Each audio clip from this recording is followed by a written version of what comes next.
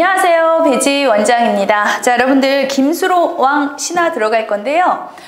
이 작품은 여러분들이 이제 우리 교재 앞부분도 있어서 얘기하는 거야. 그 수로 왕 신화는 그 구지가에도 나오거든요. 사실 그래서 만약 이 작품이 이제 산문이잖아. 산문이지만 이 작품이 나왔을 때 이 교재 우리 지문에 나와 있는 이 앞부분과 그 다음에 구지가를 연계해서 같이 나오기에도 좋지 않나 라고 생각이 드는 작품입니다.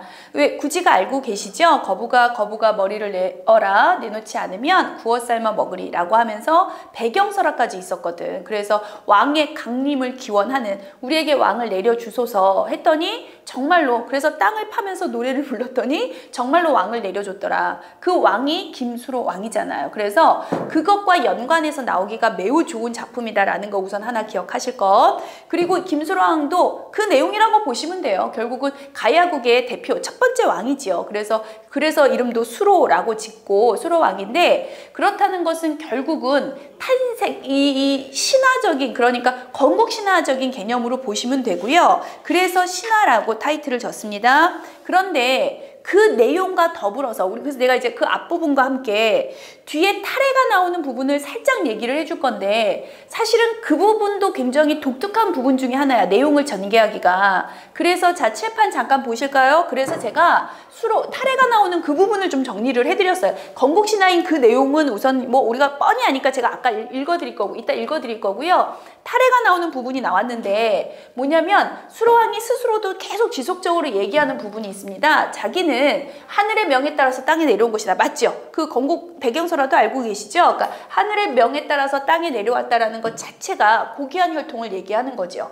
그리고 알에서 태어났어요. 남다른 탄생이 됐습니다. 여러분들 교재에는요 아마 요게 빠져 있을 거예요. 보라색이. 남다른 탄생이죠. 그리고 변신 능력이 있어요. 그건 매우 비범한 능력을 가졌더라. 이렇게 고귀한 혈통과 남다른 탄생과 비범한 능력을 가졌기에 왕이 될 수 있는 능력이 되는 거고요.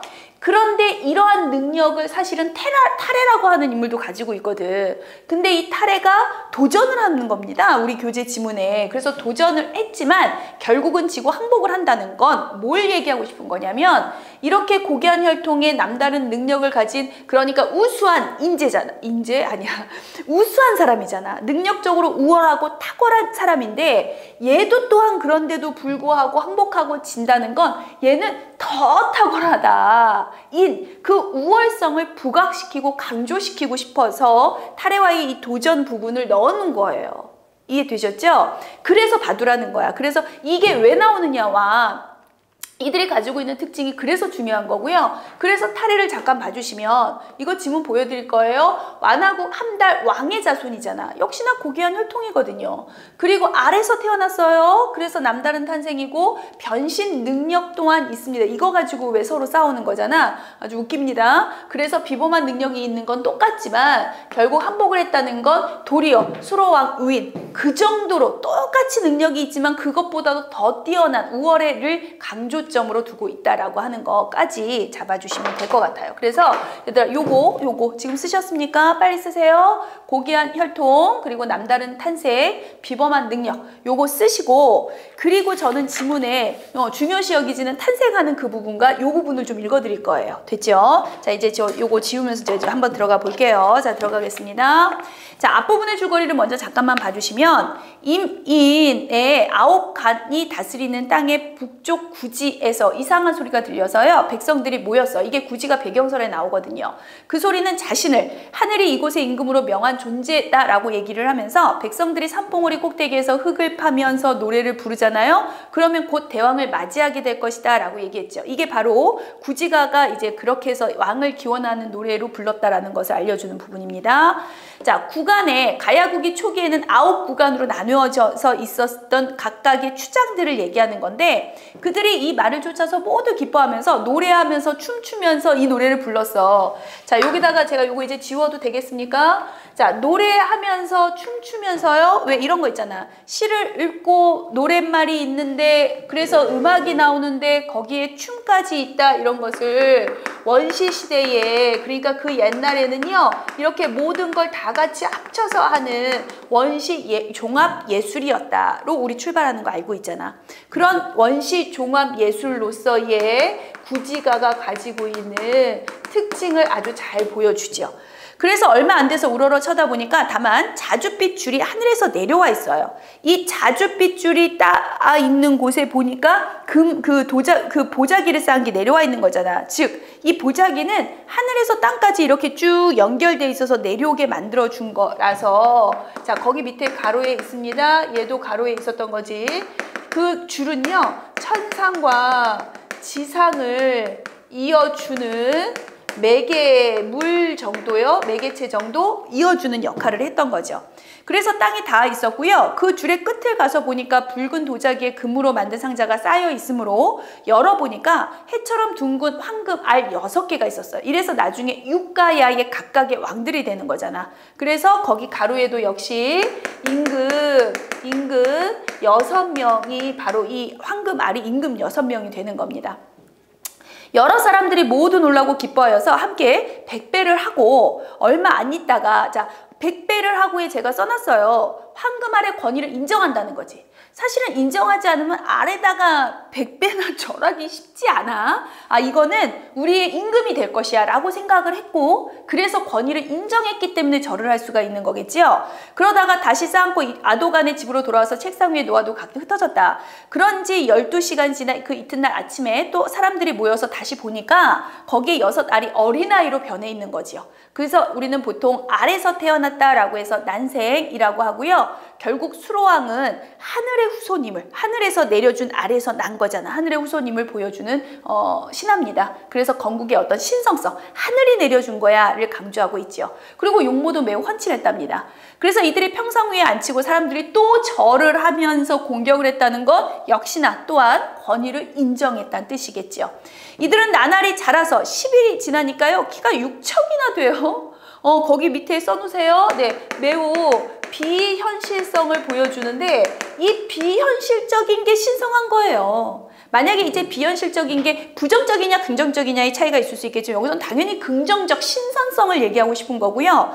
그 뒤는 제가 안 읽겠습니다만, 마치 그 아이들의 모습이 어떠하냐면, 은나라 누구 왕의 모습, 무슨 모습 같고요. 그 다음에 당나라 고조의 모와 같고요. 어떤 나라, 모두 다 중국의 성왕, 그러니까 대단한 옛 왕들과 유사해를 비교해주고 있단 말이야. 그건 또한 우월성을 강조하고 싶은 겁니다. 그러다가 그로부터 2줄 내려오시면 그가, 자, 여기서부터가 수로 얘기인 거예요. 6알이 모두 다 왕이 되는 건 맞지만 그 중에서 첫 번째 알에서 나온, 그리고 대표가 되는 왕이 수로왕인데, 그 여기서부터가 이제 그는이 나오는 게 이제 수로왕 얘기가 되는 거고요. 그래서 이제 타이틀로는 6알이지만 수로왕 신화가 될 겁니다. 자, 그는이라고 하면서 처음 태어났다라고 해서 수로라고 하고, 머리 숫자잖아. 우두머리 수로라고 얘기하면서 이야기가 났다라고 하는 탄생 부분이고요. 자, 페이지로는 76페이지를 펴니다. 왜냐면 탈의 부분 제가 읽어준다고 그랬잖아. 자, 위에서부터 둘레 6줄 내려오면 이때부터 읽겠습니다. 이때 갑자기 완화국 한달 왕의 부인이 아기를 배워서요. 뭔가 갑자기야.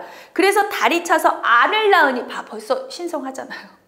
비현실, 뭔가 일반적이지 않아. 그래서 알을 낳았어. 뭔가 기이하고, 그 다음 신성한 그러한 탄생이지요. 그 알이 변해서 사람이 돼서 이름을 타레라고 얘기를 했는데, 자, 타레가 여기에도 있습니다만 거기에 있는 거 제가 다시 한 번만 중요해서 제가 빨간색으로 적어 드릴 거예요. 자, 타레는요, 그러니까 타레가 나온 건 타레 자체가 신성하고 독특한 혈통, 고귀한 혈통이란 말이야. 그 자체를 굳이, 그러니까 타레가 등장하는 이유는 수로왕이 가지고 있는 신성성이요, 혹은 영웅성이요, 위엄이 있고, 그 다음에 사람들을 잘 다스리는, 뒤에 제가 이 도덕성 부분은 보여줄 건데, 도덕성까지 좋은 것 다 가지고 있잖아. 이런 것들을 더욱 부각시켜주는 그러한 존재로 등장을 한 것이다. 그래서 굳이 와서 찾아와서 도전까지 해서 지고 가지요. 그래야 더 뛰어나. 왜냐면 얘도 뛰어나니까 그 소리예요. 근데 어쨌든 이 타레의 존재, 저 빨간색을 써드렸어요. 중요시 여기시고요. 이 타레가 바다를 따라 가락국에 왔다. 그가 키는 3척이고요. 머리둘레가 1척이 아주 그냥 큰 등치. 그가 기꺼이 대걸로 가서 왕, 여기서의 왕 수로왕에게 말하기를 나는 왕의 자리를 빼앗으러 왔소 하니까 왕이 대답합니다. 자, 여기에서 이제 이 수로가 생각하고 있는 가치관이 나오는데, 첫 번째, 하늘이 나를 명해서 왕 위에 오르게 한 것은 장차 나라를 안정시키고 백성들을 편안하게 함이니 라고 했어요. 하늘이 나를 여기에 내려준 거야. 그러니까 수로왕의 우선 신성성 보여주고 있고요. 두 번째, 이렇게 내려보는 이유가 백성을 편안하게 하려고. 그래서 나는 백성들을 위하는 게 우선인 거예요. 그래서 심지어 뭐라고 하냐면, 감히 하늘의 명을 어겨서 왕위를 줄 수도 없지만 우리 백성을 너한테 맡길 수도 없어. 우리 백성이야.